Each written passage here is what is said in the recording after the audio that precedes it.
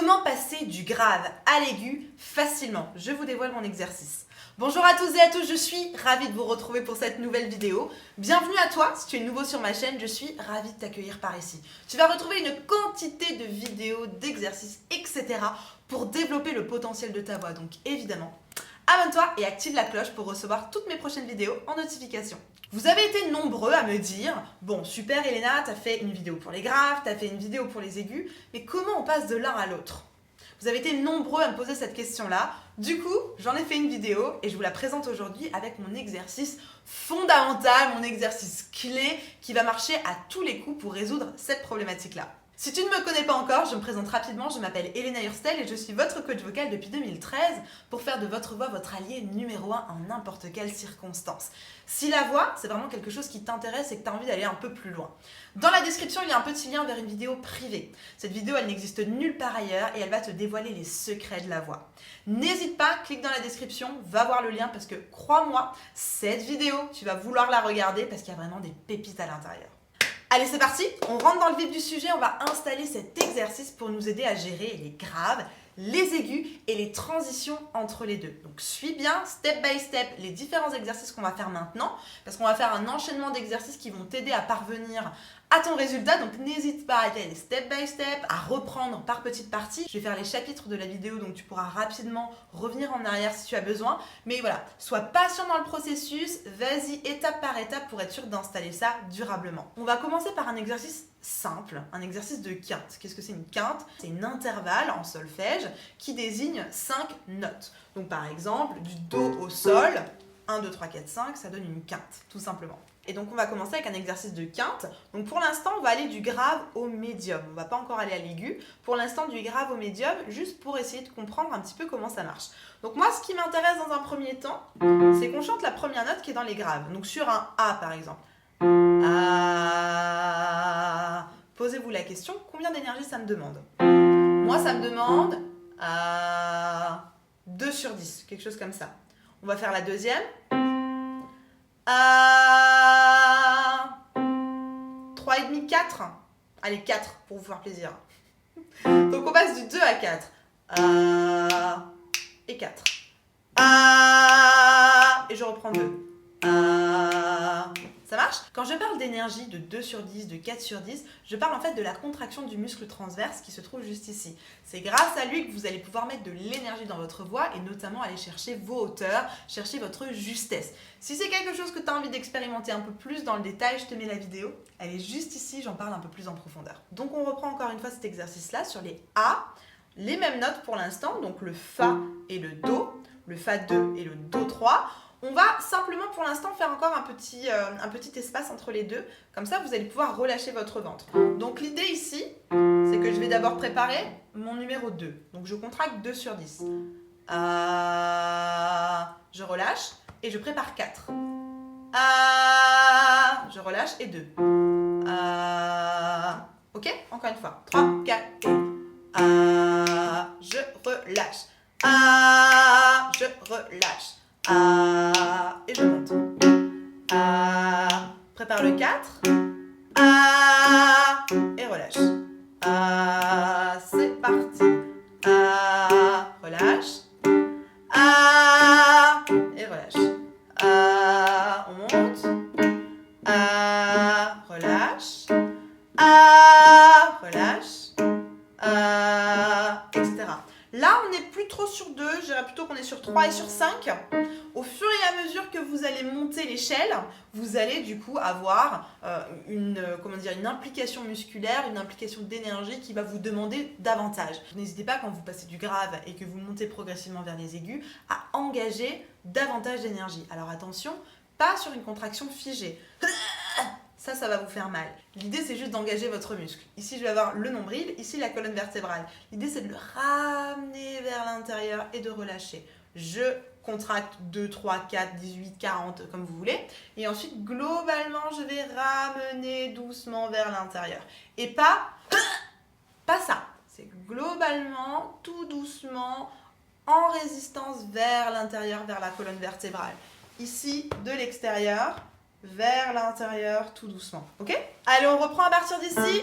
Donc peut-être que vous allez sur 3,5 vers 5,5, quelque chose comme ça. 3, 4 et A, relâche, et ici. A, relâche et redescend. A, et on monte. A, relâche. A, relâche et redescend. A, et on remonte. A, relâche. A, relâche. A, et on monte. A, relâche, prépare. A, et on monte. A, relâche. A, relâche. A, etc. D'accord? Donc l'idée, donc là on a fait le grave vers le médium et la fin du grave vers la fin du médium, vers le début de l'aigu. L'idée pour l'instant, c'est vraiment que vous puissiez isoler. Donc on va le faire maintenant sur une octave, mais l'idée que je veux vraiment bien que vous compreniez, c'est que pour passer vite d'un à l'autre, il va falloir isoler les deux parties, leur définir un pourcentage d'énergie de manière de passer de l'un à l'autre facilement, de garder votre justesse et de pouvoir juste changer la polarité, juste changer le degré d'énergie pour passer de l'un à l'autre. C'est tout simplement ça en fait. Si tu apprécies cette vidéo, si elle t'apprend quelque chose, n'hésite pas à la liker. On y va maintenant sur une octave. Une octave, c'est le même principe, c'est 8 notes, ce qu'on appelle une gamme également. Donc on va passer du mi au mi par exemple.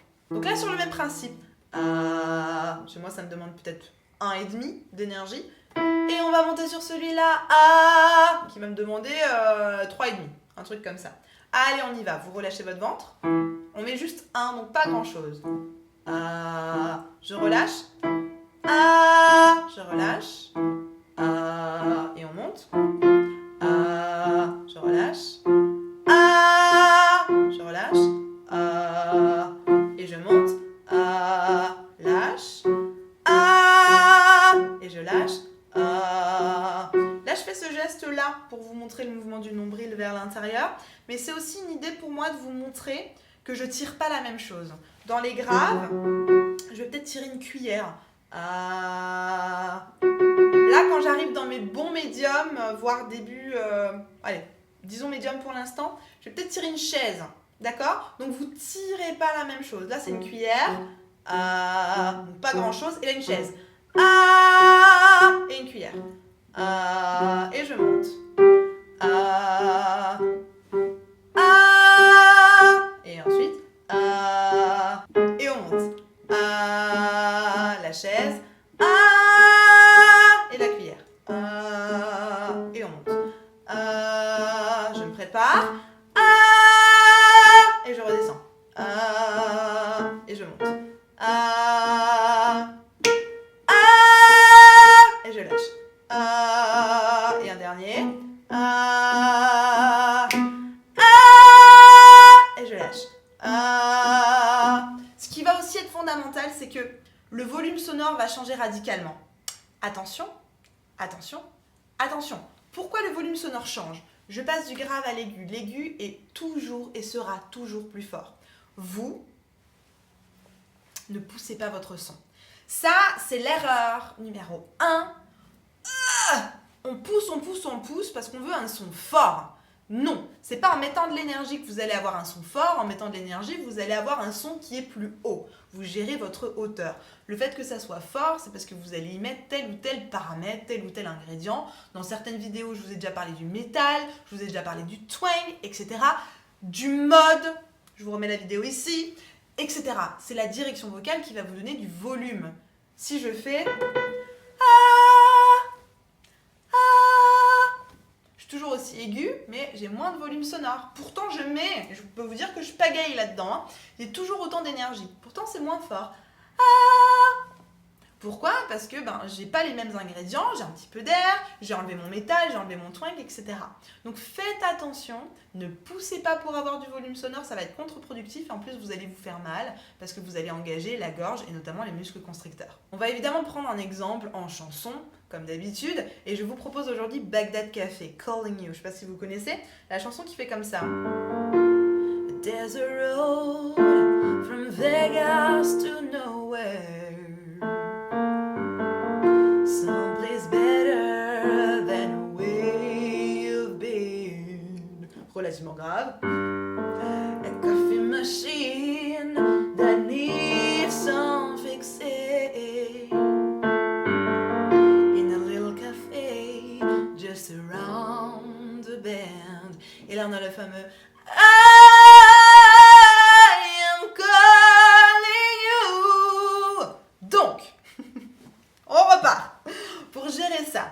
Donc, on a le in a little café just around the bend. Ça, encore une fois, je tire une cuillère, quoi. Ça me donne pas, j'ai pas besoin de beaucoup d'énergie. Donc, reprenez cette phrase avec moi. In a little café, dans un petit café, dans un petit bistrot, just around the bend, juste après, au niveau du virage. Voilà pour la traduction. In a little café, just around the bend. Et ça se dit comme ça, et ça se chante comme ça.